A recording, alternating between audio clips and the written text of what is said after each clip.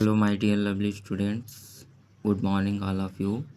आज हम पढ़ेंगे क्लास 7th का सब्जेक्ट मैथ का चैप्टर 4, जिसका नाम है सिंपल इक्वेशन, मतलब सरल समीकरण। आज हम 4.1 सॉल्व करेंगे लेसन 4 की। तो फर्स्ट क्वेश्चन लिखा है आपका, निम्नलिखित सारणी के अंतिम स्तंभ को पूरा कीजिए। मतलब अंतिम स्तंभ ये वाला, आपको इधर समीकरण दिया हुआ है और इधर चर का मान, और इधर बताना है कि यह मान इस समीकरण को संतुष्ट करता है कि नहीं। हाँ या ना में उत्तर देना। तो यह मान कब संतुष्ट करेगा, चलिए पहले ये जानते हैं। यदि हम LHS में इसका मान रखेंगे, चर का यक्स का मान रखेंगे, तो LHS का मान यदि RHS के बराबर आता है तो यह मान संतुष्ट करता है। यदि नहीं आता है तो यह मान संतुष्ट नहीं करता। बस इतना सा है। तो चलिए हम देखते हैं यक्स का मान किस में रखेंगे, LHS में। तो चर का मान LHS में रखने पर, तो LHS क्या दिया हुआ है आपका, x+3।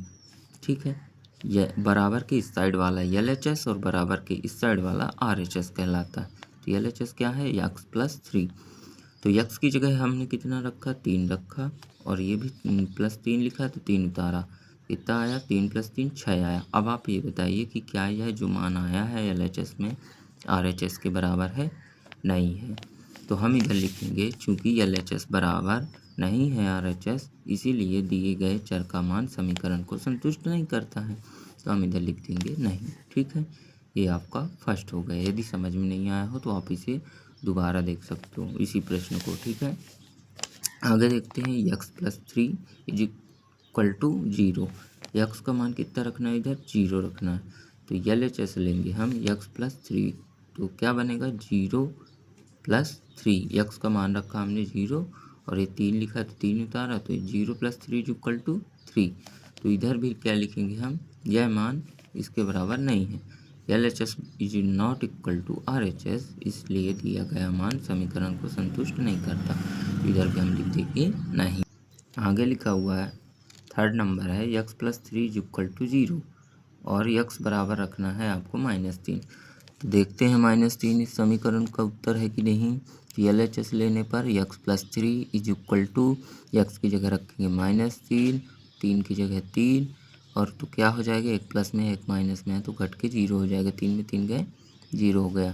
तो इधर लिखेंगे, चूँकि LHS = RHS। क्यों, क्योंकि इधर 0 आया है LHS का मान, और राइट हैंड में ऑलरेडी 0 है, इसीलिए अतः दिए गए चर का मान समीकरण को संतुष्ट करता है। तो इधर हम इस वाले साइड पे लिखेंगे हाँ। फोर्थ नंबर देखते हैं, x-7 = 1। तो LHS लेंगे, x-7 = 7 - 7 = 0। तो लिखेंगे, चूँकि LHS बराबर नहीं है RHS के, इसीलिए संतुष्ट नहीं करता। तो इधर लिख देंगे नहीं। फिर देखते हैं क्वेश्चन 5 नंबर, x-7 = 1। x का मान रखना है आपको 8। तो x की जगह हमने कितना रखा, 8, और ये -7 उतार दिया, तो 8 में 7 गए, 1 आया। राइट हैंड साइड भी 1 है, तो इसीलिए लिखेंगे LHS = RHS, इसीलिए दिए गए चर का मान समीकरण को संतुष्ट करता है। तो इसका आंसर क्या आएगा, हाँ। अब देखते हैं छठवां नंबर सवाल। छठवां नंबर है, 5x = 25। तो x का मान इधर कितना रखना है, 0। तो हम क्या करेंगे, LHS लेंगे। LHS लिया हमने 5x, बस यही है ना LHS, 5x है, तो हमने लिया 5x। तो इधर आएगा 5, और x की जगह हमने ये देखो 5 और x लिखा है साथ में, तो इसका मतलब है बीच में कोई चिन्ह नहीं लगा, साथ में लिखा है, तो मतलब है कि बीच में गुणा है। ठीक है, तो गुणा है, तो इसीलिए हम क्या लिखेंगे, 5 × 0। तो इसका मान कितना आएगा, 5 का गुणा 0 में होगा तो 0 आया। लेकिन ये जो मान आ रहा है RHS के बराबर नहीं है, तो बस इधर लिख देना है नहीं, और इधर लिख देना है चूँकि LHS बराबर नहीं है RHS के, इसलिए दिए गए चर का मान समीकरण को संतुष्ट नहीं करता। आगे देखते हैं 7 नंबर, 5x = 25 एंड x = 5। तो LHS लेंगे 5x, तो क्या बनेगा, 5 की जगह 5, और x की जगह हमें कितना रखना है, 5 रखना, तो 5 × 25 आया। अब देखते हैं हम, ये 25 जो आया है RHS के बराबर है, इसीलिए लिखेंगे कि चूँकि LHS = RHS, इसीलिए चर का मान समीकरण को संतुष्ट करता है। तो हम इधर लिख देंगे हाँ आंसर में। आगे देखते हैं 8 number. 5x is equal to 25x is equal to -5 लिखना है। तो 5x लेंगे हम और 5 की जगह 5 रहेगा, x की जगह -5 रखेंगे तो 5 25 और माइनस लगाना, माइनस आएगा। इधर ध्यान रखना है, इधर माइनस आएगा। यदि इधर मिस्टेक हुआ तो पूरा आंसर गलत हो जाएगा कि 25 बराबर 25, मतलब इधर हाँ हो जाएगा। इसीलिए माइनस का ध्यान रखना है ज़रूरी। इधर माइनस लगा है ना इसीलिए, और इधर कुछ नहीं लगा तो प्लस है। इसका मतलब जो प्लस और माइनस का गुणा होगा तो माइनस आएगा, इसीलिए इधर माइनस आया। तो -25 आया है जो कि RHS के बराबर नहीं है। तो लिखेंगे चूँकि LHS is equal to not RHS, अतः दिए गए चर का मान समीकरण को संतुष्ट नहीं करता, इसीलिए लिख देंगे नहीं। ठीक है, आगे लिखा हुआ है m/3 is equal to 2 and चर का मान दिया है m बराबर -6। तो LHS लेंगे m/3, तो m की जगह कितना रखेंगे -6। अब बटे लगाएंगे, बटे में 3 लिखा तो 3 लिखा हमने। अब देखो बटे का मतलब है भाग करना है, तो नीचे वाली संख्या को ऊपर वाली संख्या में करना है। तो 3 का भाग 6 में तो 2 आएगा, लेकिन माइनस लगा तो माइनस लगा देंगे बस। अब ये -2 आया ना, अब देखो -2 बटे 1 का मतलब है -2। ठीक है, 1 का भाग -2 में देंगे तो -2 ही आएगा। तो ये जो -2 आ रहा है, क्या ये RHS के बराबर है? नहीं आया है ना, मतलब RHS आने के लिए 2 आना चाहिए, -2 आया है इसलिए नहीं है। चूँकि लिखेंगे LHS is equal not equal to RHS, अतः दिए गए चर का मान समीकरण को संतुष्ट नहीं करता, तो इधर लिखेंगे नहीं। फिर लिखा है m/3 is equal to 2, m is equal to 0। तो LHS कितना है m/3, तो हम 0 रखेंगे m की जगह, तो 0/3। अब 0 में यदि हम किसी भी संख्या का देते हैं भाग तो 0 आता है, चाहे 1000 का दें, चाहे 10,000 का, चाहे 1,00,000 का, चाहे करोड़ का, लेकिन आएगा कितना? 0 ही आएगा। तो इधर लिखेंगे LHS is not equal to RHS, इसलिए दिए गए चर का मान समीकरण को संतुष्ट नहीं करता, लिखेंगे इधर नहीं। ठीक है, आगे देखिए m/3 इज इक्वल टू 2 और m इज इक्वल टू 6 रखना है। तो LHS बराबर लेंगे हम m/3, तो m की जगह 6 रखा हमने, 3 की जगह 3 है तो 3 का भाग देंगे 6 में तो 2 आएगा। और 2 किसके बराबर? RHS की, इसीलिए लिखेंगे चूँकि LHS is equal to RHS, अतः दिए गए चर का मान समीकरण को संतुष्ट करता है, तो इधर लिखेंगे हाँ। प्रश्न नंबर 2 लिखा हुआ है, जांच कीजिए कि कोष्ठकों में दिए गए मान संगत समीकरणों के हल हैं या नहीं है। ठीक है, तो ये समीकरण दिया हुआ है और इधर उसी तरह का है ये भी, इधर n का मान दिया हुआ है, चर का मान दिया हुआ, तो उसी तरह चेक करना है इसको भी, और लास्ट में लिख देना है समीकरण का हल है यदि बराबर आए तो चलिए हम कैसे करेंगे इसको। n का मान LHS में रखेंगे और LHS का मान यदि इसके बराबर आता है RHS के, तो यह मान संतुष्ट करता है, यदि नहीं आता तो नहीं करता। तो ये हो आप जान गए कैसे करना है। अब हम फर्स्ट नंबर करके देखते हैं, A नंबर। ठीक है, A नंबर लिखा है सॉल्व LHS में n का मान रखने पर। तो LHS क्या है? n+5 है ना, ये वाला n+5 है। तो n की जगह हमें कितना रखना है? 1। तो 1 रखा हमने और +5 लिखा है तो +5 उतार दिया, तो कितना आया इसका मान? 5 + 1 इज इक्वल टू 6 आया। तो 6 जो आया है क्या RHS के बराबर आ रहा है? नहीं। तो हम क्या लिखेंगे, चूँकि LHS is not equal to RHS, अतः n बराबर 1 समीकरण का हल नहीं है। बस हो गया, ये आंसर हो गया। अब देखते हैं B number, 7n + 5 is equal to 19। तो n इज इक्वल टू -2 लिखना है, तो सॉल्व लिखेंगे LHS लेने पर। तो LHS क्या है? 7n + 5। तो 7 और इधर हमने बताया था ना कि जिसके बीच में इधर कुछ नहीं लगा तो n गुणे होगा, तो गुणे लगाया हमने और n की जगह -2 लिख दिया। ठीक है, और प्लस का 5 उतार दिया। अब देखिए प्लस का 5 उतार दिया, अब 7 का गुणा 2 में तो 14 आया, लेकिन माइनस है और इधर कुछ नहीं है तो इधर प्लस है, तो माइनस और प्लस का गुणा माइनस, और ये +5 उतार दिया हमने। तो देखिए एक प्लस में है एक माइनस में है, एक प्लस में है और एक माइनस में, तो क्या होगा आपस में घटेंगी, बड़ी वाली में छोटी वाली घटेगी और चिन्ह बड़ी संख्या का आएगा। तो 14 में 5 गए 9, और बड़ी संख्या का चिन्ह है 9 माइनस, तो माइनस लगा दिया हमने। अब चूंकि लिखा है LHS बराबर नहीं है RHS, क्योंकि -9 RHS के बराबर नहीं है, इसीलिए लिख देंगे n बराबर -2 समीकरण का हल नहीं है। आगे देखिए 7n + 5 = 19 and 4, तो LHS लेंगे 7n + 5, तो 7 की जगह 7 और n की जगह 2, क्योंकि अभी हमें 2 रखना है इस बार, 2 रखा हमने और +5 उतार दिया, तो 7 2 जा 14 एंड +5 उतार दिया हमने। अब ये 14 प्लस में भी है और +5, तो 5 भी प्लस में है, तो इन दोनों का जोड़ होगा, जोड़ेंगे इन दोनों को, तो 19 आया। अब 19 जो आया RHS के बराबर है, तो हम लिखेंगे LHS बराबर कितना आ गया RHS, इसीलिए क्या लिख देंगे, इसलिए n बराबर 2 समीकरण का हल है। ठीक है, ये हो गया आपका पहला का C नंबर। पहला का D नंबर है 4p - 3 = 13, p = रखना है कितना है हमें 1, तो LHS लेंगे हम, और तो क्या LHS क्या लिखा हुआ 4p - 3, तो 4 की जगह 4, p की जगह 1 रखना है हमें, तो 1 रखा हमने, और इधर माइनस लगा है माइनस, और 3 लिखा है तो 3। अब 4 एकम 4, 4 - 3 मतलब कितना आया 1, तो लिखेंगे चूँकि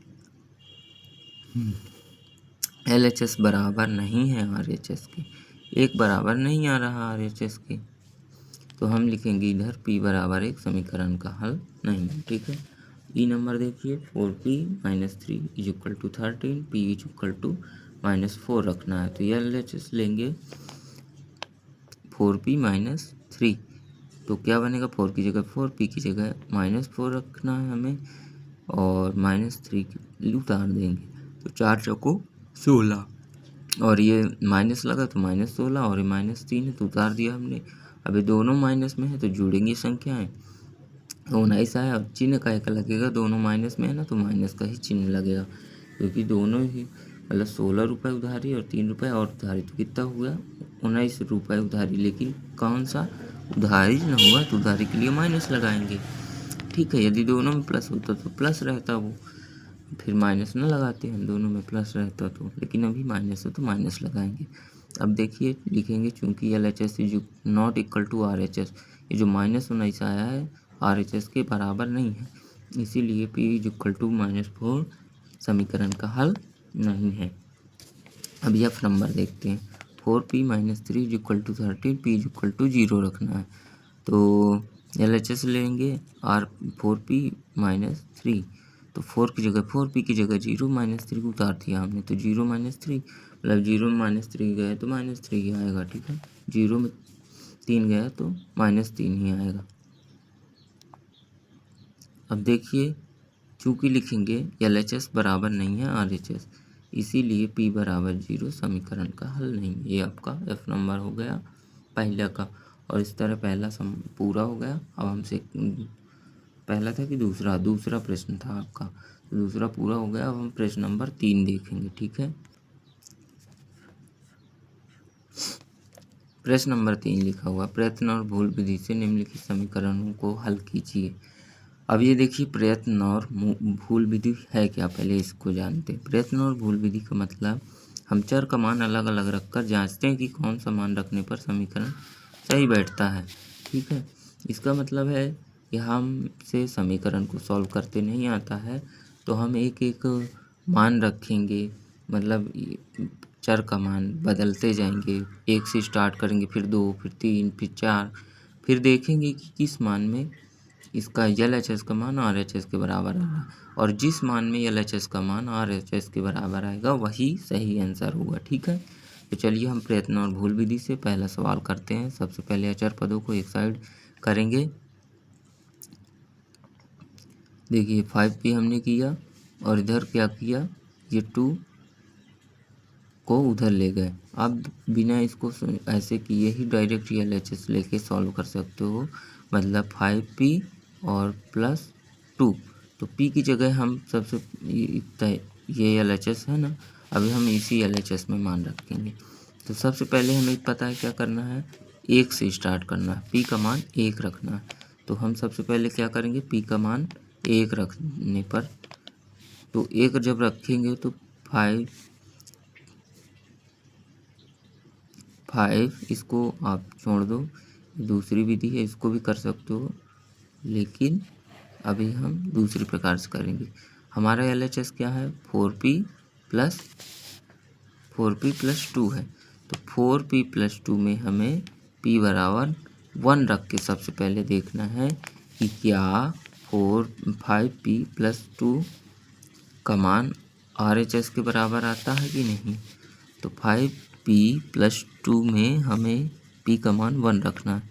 तो कितना आएगा, देखिए 5 हम उतारेंगे और p की जगह हम कितना रखेंगे, 1, और +2 लिखा है, 2 लिख देंगे। अब इसका मान कितना आया, 5 कम 5 और +2 = 7 आया।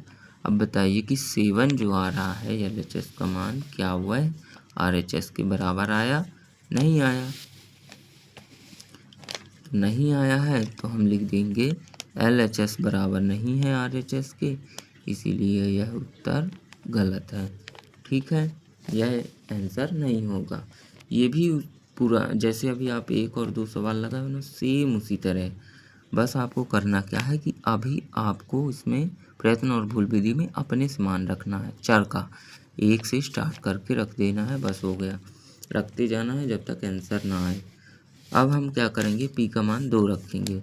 तो 5p लिखा हुआ है +2 लिखा हुआ है, तो ये LHS है ना, तो इसी LHS में हम क्या करेंगे, इसी LHS में हम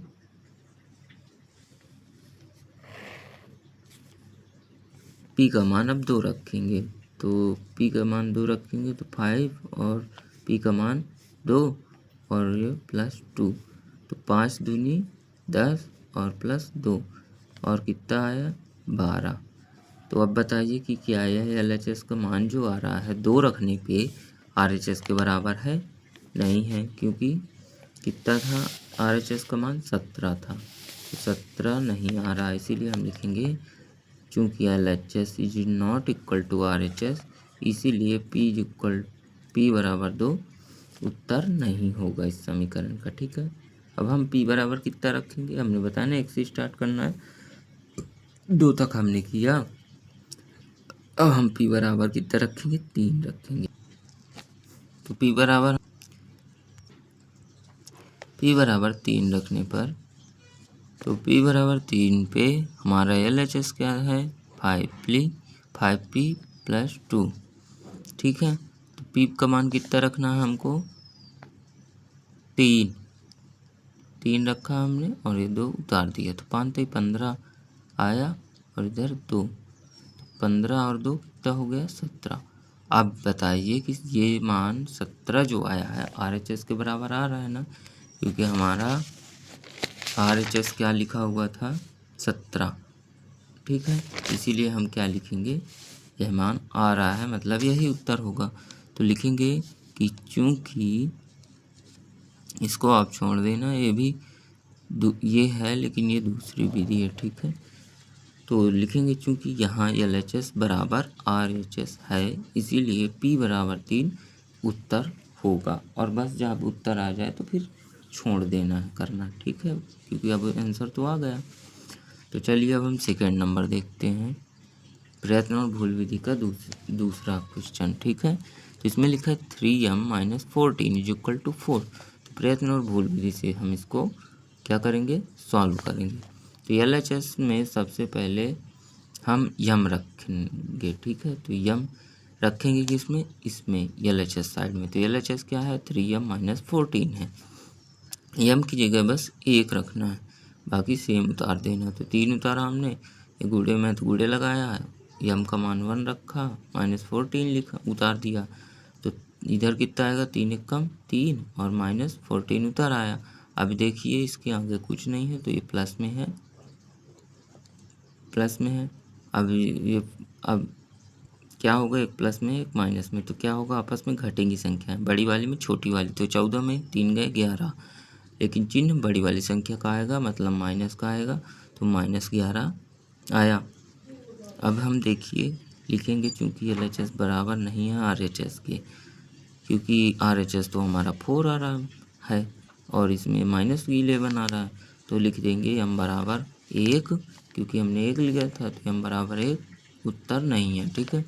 अब देखिए एक चीज़ थोड़ा समझिए कि जैसे ये संख्या लिखी है -3 -14, तो 3 के पहले कुछ नहीं है तो इसके पहले प्लस लगेगा। ठीक है।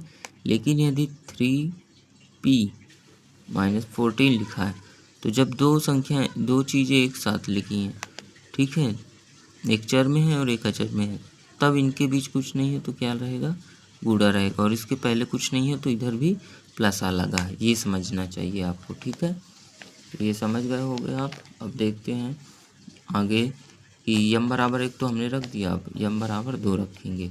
तो m बराबर 2 रखने पर कितना आएगा, LHS लेंगे और LHS में m की जगह 2 रख देना है। तो 3 उतारा हमने, m की जगह 2 और -14 उतार दिया। 3 दूना 6 -14 आया। अब देखिए एक छोटी है एक बड़ी है, मतलब एक माइनस में है एक प्लस में है, तो 14 में 6 घटाएंगे, बड़ी वाली में छोटी वाली घटाएंगे, 8 6 14 होता है, तो 8 आया और ये माइनस लगा है तो इधर क्या आ जाएगा, ये माइनस लग जाएगा। ठीक है। अब देखिए जो माइनस का 8 आया है, क्या यह RHS के बराबर आ रहा है। RHS हमारा कितना है, RHS है हमारा 4, तो 4 नहीं आ रहा है, -8 आ रहा है, तो हम इधर लिख देंगे चूँकि LHS बराबर नहीं है RHS, इसीलिए m बराबर 2 उत्तर नहीं होगा। अब हम करेंगे m बराबर 3 रखेंगे। ठीक है, क्योंकि 1 और 2 रख चुके हैं तो m बराबर 3 रखेंगे। तो 3 उतारा हमने, m की जगह 3 लिखा है, -14 उतार दिया और 3 त्रिकाई 9 आया, -14 आया। अब एक प्लस में है एक माइनस में है तो घटेंगी आपस में, तो 5 आएगा, 14 में 9 गए 5 और एक ये क्या रहेगा, बड़ी संख्या का चिन्ह माइनस, बड़ी संख्या का चिन्ह लग जाएगा, क्या लगेगा, बड़ी संख्या का चिन्ह माइनस है तो माइनस लगा देंगे। अब हम इधर चूँकि लिखेंगे LHS बराबर नहीं है RHS, इसीलिए हम उत्तर सही नहीं होगा। m बराबर 4 रखेंगे, LHS लेंगे m 3m -14, तो m की जगह 4 रखा हमने, बाकी उतार दिया, तो 3 चौको 12 और ये -14 उतार दिया हमने। अब देखिए एक प्लस में एक माइनस में तो घटेंगे, 14 में 12 गया तो 2 आया और बड़ी वाली संख्या का चिन्ह है माइनस, तो माइनस उतार दिया हमने। अब LHS बराबर नहीं है RHS, क्योंकि RHS तो हमारा 4 आ रहा था, इसीलिए लिखेंगे m इक्वल टू 4 उत्तर नहीं होगा, मतलब m बराबर 4 रखने पर उत्तर नहीं आ रहा है, तो यह उत्तर गलत है, नहीं होगा यह उत्तर। अब m बराबर हम कितना रखेंगे, 5 रखेंगे, तो LHS कितना है 3m -14, तो 3 और m की जगह हमने 5 रखा, -14 उतार दिया, 3 5 15 -14, तो 15 में 14 गया 1 आया, तो देखते हैं लिखेंगे, चूँकि LHS बराबर नहीं है RHS, इसीलिए m बराबर 5 उत्तर नहीं होगा। अब क्या करेंगे, m बराबर अब हम कितना रखना पड़ेगा, हमको 6 रखना पड़ेगा, तो हमने लिखा m बराबर 6 रखने पर, तो LHS क्या बनेगा 3, m की जगह 6 और ये -14 उतार दिया, 6 3 18 -14 बराबर 4 आया। ठीक है, इधर बराबर लगा देना, 14 बराबर 4 आया, 18 में 14 गए 4 आया, तो लिखेंगे LHS बराबर है RHS, अतः m बराबर 6 सही उत्तर होगा। बस यही आपका आंसर आ गया। जब आंसर आ गया तो आपको करने की ज़रूरत नहीं है, यही कहलाती है भूल और प्रयत्न विधि, क्योंकि हम इधर भूल कर के प्रयत्न कर के आंसर ला रहे हैं ना, इसीलिए। चलो तो अब हम प्रश्न नंबर 4 सॉल्व करेंगे। निम्नलिखित कथनों के लिए समीकरण देना है आपको। ठीक है, मतलब अब देखिए समीकरण का निर्माण कैसे होता है। एक वाक्य से हम समीकरण का निर्माण करेंगे जो दिए हुए हैं। पहला नंबर लिखा है संख्याओं, यक्स और 4 का योग 9 है। तो संख्याओं ये दो दी हैं, यक्स और 4, और इनका योग कितना है? योग का मतलब दोनों का जोड़ 9 है। तो योग 9 है मतलब बराबर 9 आ रहा है, ये कह रहा है ये। तो इसको हमें समीकरण में दर्शाना मतलब गणितीय रूप में इसको लिखना है, ठीक है। यह भी हिंदी रूप में लिखा है तो गणितीय रूप में दर्शाना है। तो हम क्या करेंगे, यक्स और 4 का योग लिखना है। तो यक्स और 4 का योग ऐसे ही लिखेंगे ना, यक्स प्लस 4, और कितना आ रहा है? -9, नहीं -9 नहीं, बराबर 9 आ रहा है। तो हम लिख देंगे बराबर 9, x plus 4 is equal to 9। तो ये देखिए समीकरण बन गया ना। समीकरण की परिभाषा ही होती है कि जिसमें बराबर रहे वो समीकरण। दूसरा नंबर लिखा हुआ है, y में से 2 घटाने पर 8 प्राप्त होना चाहिए। तो y में से 2 घटाने पर 8 प्राप्त हो, तो y में 2 घटा दो और बराबर में लिख दो, प्राप्त कितना हो रहा है? 8। तो ये हो गया आंसर इसका। अब लिखा है प्रश्न नंबर 3, a का 10 गुना 70 है। तो a का 10 का गुना मतलब a का गुणा 10 में, 1 का गुणा करेंगे 10 में तो 70 आता है। इसको समझ लेना पहले जो हिंदी में लिखा है, और फिर गणितीय रूप में लिख देना। तो 10 इज इक्वल टू 70। 10 बनेगा ना, जब हम a का गुणा 10 में करेंगे तो हम ऐसा लिख सकते हैं। हमने बताया था ना कि इसके बीच में यदि कुछ नहीं है तो गुणे है मतलब। तो ये हमने पहले समझाया उसको और फिर डायरेक्ट लिख दिया 10 इज इक्वल टू 70। ये भी एक समीकरण बन गया। आगे लिखा है संख्या b को 5 से भाग देने पर 6 प्राप्त हो। संख्या b को 5 से भाग देने पर 6 प्राप्त हो। तो b को 5 से भाग दे दो और प्राप्त कितना करवाना है? 6। तो बराबर लिख दो 6, बस आंसर आ गया। और क्या करना है? कुछ नहीं करना है इसमें, बस समझ के थोड़ा गणितीय रूप में लिख देना है। लिखा है अगला नंबर t का 3/4। ये 3/4 हमने लिखा है, आपकी किताब में 3/4। तो 3/4 का मतलब होता है 3/4, और 1/4 का मतलब होता है 1/4। 2/4 का मतलब होता है 2/4। अब देखेंगे टी का 3/4 कितना है? 15 है। तो 3 का मतलब होता है वैसे ही गुणा, है ना। पिछले प्रश्न लेसन में आप का वाला सवाल पढ़ चुके हो। तो टी का मतलब होता है गुणा, तो टी का 3/4 मतलब टी का 3/4 कितना आ रहा है? 15। तो बराबर करके 15 लिख देना है, और इसको गुणा कर देंगे 3t का, 3 और t का, तो 3t/4 is equal to 15 answer आ जाएगा, ठीक है। आगे लिखा है यम का 7 गुना और 7 का योगफल 77 आंसर देता है। इसका मतलब ये कह रहा है कि यम में 7 का गुणा करें और 7 का योगफल मतलब 7 को उस जो आए उसमें 7 को जोड़ने पर 77 प्राप्त हो। तो यम का 7 गुना इतना होगा ना 7 यम, यम का 7 गुना करना है तो 7 यम हो जाएगा, ठीक है। 7 गुना जब हम करेंगे तो 7 यम बना, और इसी में कितना? इसी में 7 का योगफल कितना आना चाहिए? 77। तो इसी में और 7 का योगफल कितना है? 77। तो योग कर देंगे 7 का तो 77 आ जाएगा, ठीक है। हाँ, तो अगला प्रश्न देखते हैं क्या लिखा हुआ है। यदि आप y के 6 गुने में से 6 घटाएं तो 60 प्राप्त होता है। y के 6 गुने से मतलब पहले इस प्रश्न को समझना है हिंदी में जो लिखा हुआ है कि यह क्या कह रहा। तो लिखा है y के 6 गुने से मतलब 6 का गुना y में, ठीक है। फिर उसमें जो आए तो उसमें 6 घटाना है तो कितना प्राप्त हो? 60 मतलब बराबर 60 आए। तो देखिए हम पहले क्या करेंगे, y में 6 का गुणा करेंगे, ठीक है। और फिर 6 घटाना लिखा है ना कि 6 घटाएं, तो हमने 6 घटाया, ये जितना है उसमें 6 घटाया तो कितना प्राप्त हो रहा है? 60 मतलब टोटल आएगा लास्ट में 60। तो इसको अब हम और सही तरीके से लिखेंगे 6y - 6 बराबर 60, ये आंसर हो गया। फिर आगे देखते हैं यदि z के 1/3 1/3 में से 3 जोड़े तो आंसर 30 प्राप्त होता है। तो z के 1/3 के और का मतलब होता है गुणा, तो z का 1/3 क्या होगा? z गुणे 1/3, ठीक है। तो इसमें कितना जोड़ना है? 3। तो इसमें हमें 3 जोड़ना है तो कितना प्राप्त हो रहा है? 30। तो ये बन गया आपका समीकरण। अब हम इसका गुणा कर देंगे z का 1 के मतलब z 1 जा z and by 3 + 3 is equal to 30। ये आपका आंसर हो गया। अब हम देखते हैं, ये आपका 4th नंबर का क्वेश्चन हो गया पूरे। अब हम 5 नंबर में देखते हैं क्या कहता है।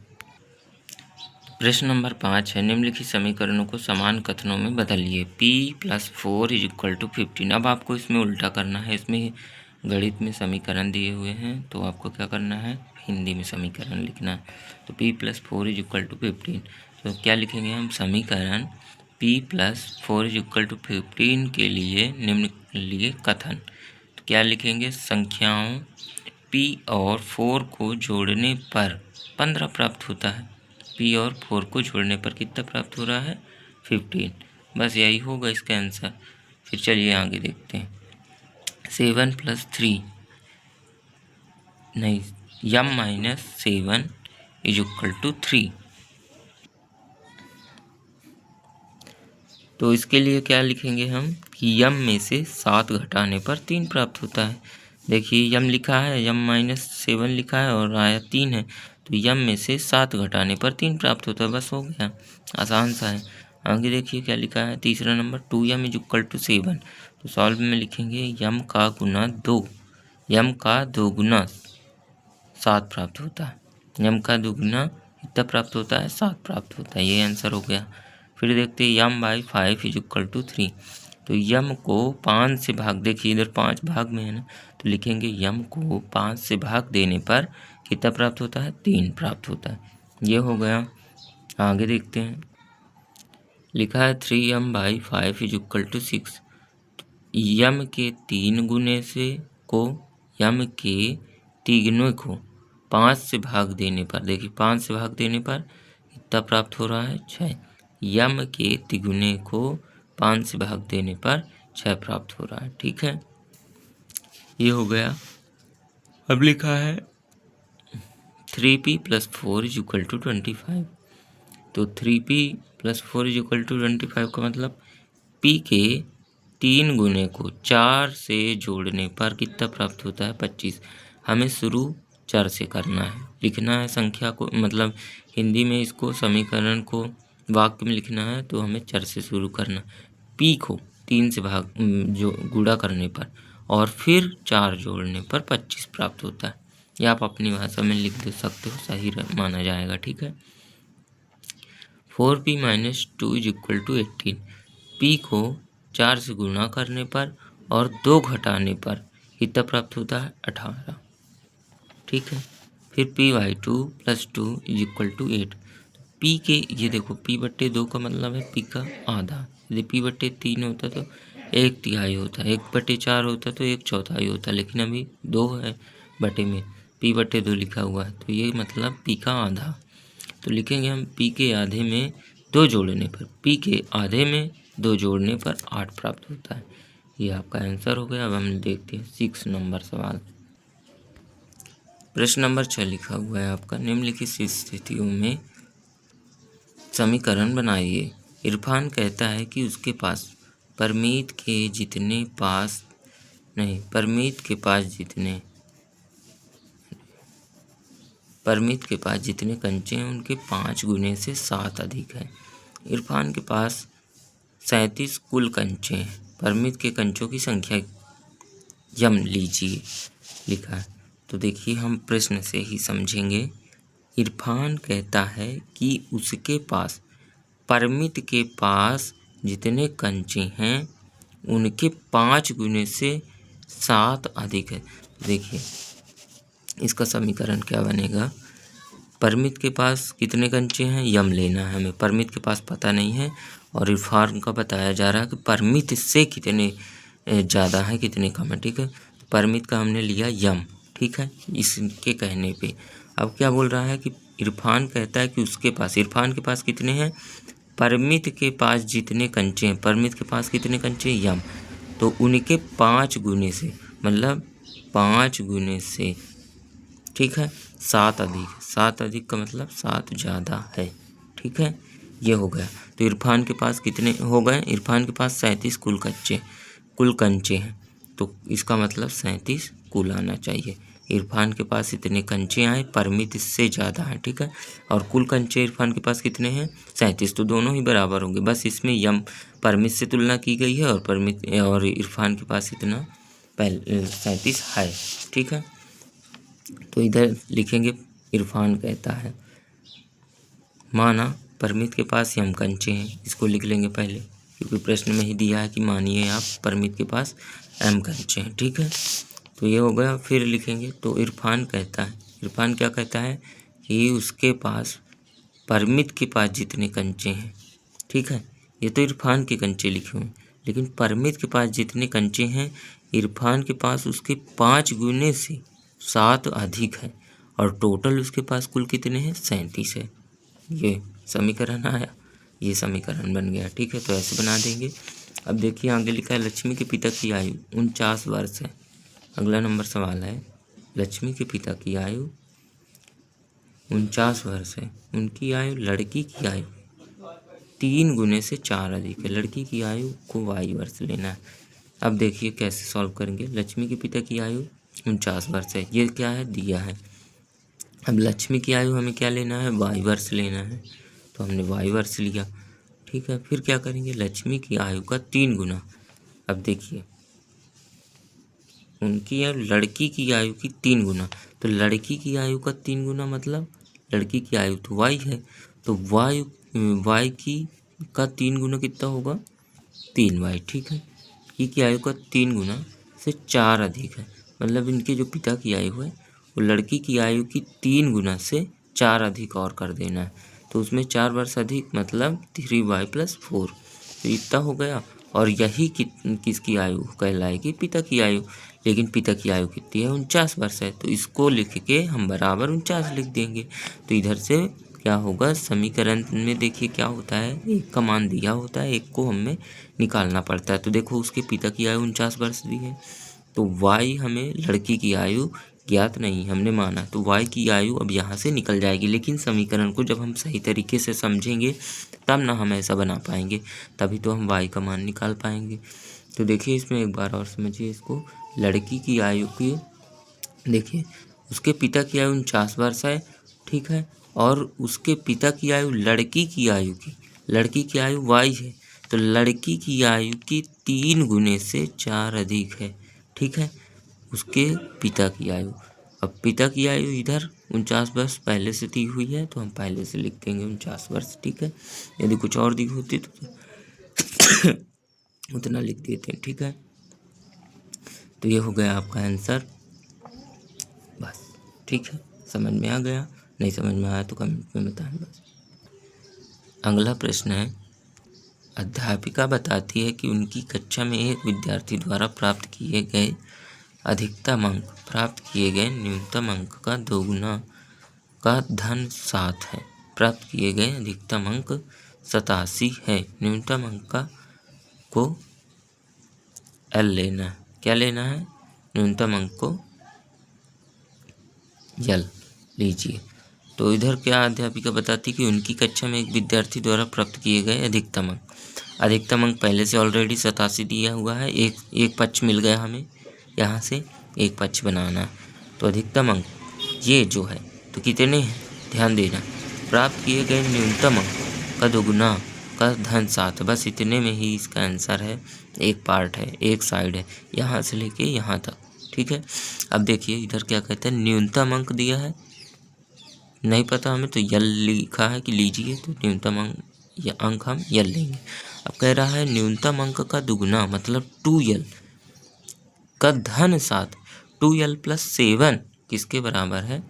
प्राप्त किए गए अधिकतम अंक 87 है, मतलब ये जो ऊपर है लिखा है कि अधिकतम अंक किसके बराबर है? किसके बराबर? न्यूनतम अंक का 2 गुना मतलब 2n + 7 के बराबर। तो हम लिखेंगे, अब देखिए ये प्राप्त किए गए अधिकतम अंक न्यूनतम अंक के 2 गुने का +7, ठीक है, धन 7 अधिक। तो हम इसको लिखेंगे अधिकतम अंक कितना है? 87, ये दिया है। फिर न्यूनतम अंक कितना है? यल मानने को कहा गया है। फिर न्यूनतम अंक का 2 गुना कितना होगा? 2l, तथा इसमें धन 7 कितना आएगा? 2l + 7 होगा। प्रश्नानुसार अधिकतम अंक बराबर 2 2 गुणे न्यूनतम अंक प्लस 7, यही प्रश्न कह रहा है। तो 87 बराबर 2l प्लस 7। अतः अभिष्ट समीकरण कितना बनेगा, 2l plus 7 is equal to 87। ये आपका आंसर होगा।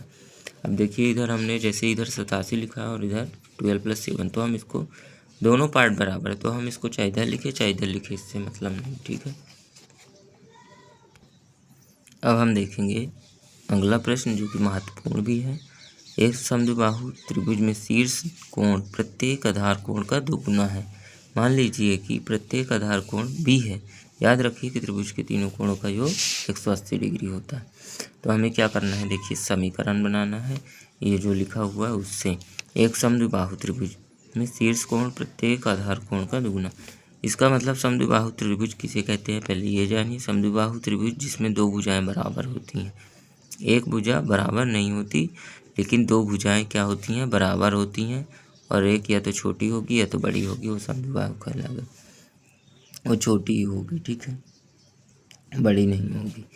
तो तीसरी वाली, तो चलिए देखते, प्रत्येक आधार कोण का दोगुना है शीर्ष कोण। तो शीर्ष कोण कौन सा है, ये वाला शीर्ष कोण। तो प्रत्येक आधार कोण का दोगुना, मतलब ये जो दोनों कोण, दोनों आधार कोण हैं, तो इनका क्या है, वो दुगना है। मतलब यदि ये 30-30 के हैं तो ये कितने का होगा, 60 का, डबल है, ठीक है।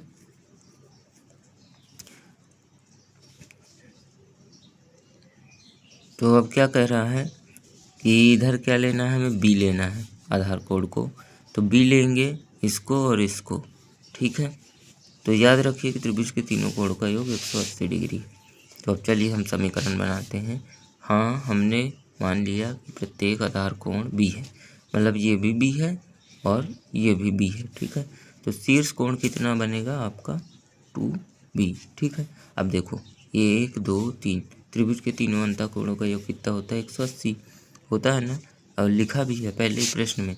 तो क्या करेंगे, हम प्रश्न अनुसार लिखेंगे। अब हम जानते हैं कि त्रिभुज के तीनों कोणों का योग 180 होता है, इसीलिए हम इन तीनों कोणों को जोड़ देंगे। तो लिखा है इसलिए b plus b plus 2b equal to 180। तो क्या आएगा, कितने b आए, 2a b हो गए, 1 2 और 2 4, 4b बराबर 180। तो ये आपका क्या होगा, यही प्रश्न का सही उत्तर होगा, मतलब आपका आंसर आ गया। तो ठीक है, और ये आपका 4.1 समाप्त हुआ और मिलेंगे अब हम 4.2 में। तब तक के लिए धन्यवाद, ख्याल रखिए, पढ़ते रहिए, आगे बढ़ते हैं, धन्यवाद, बाय।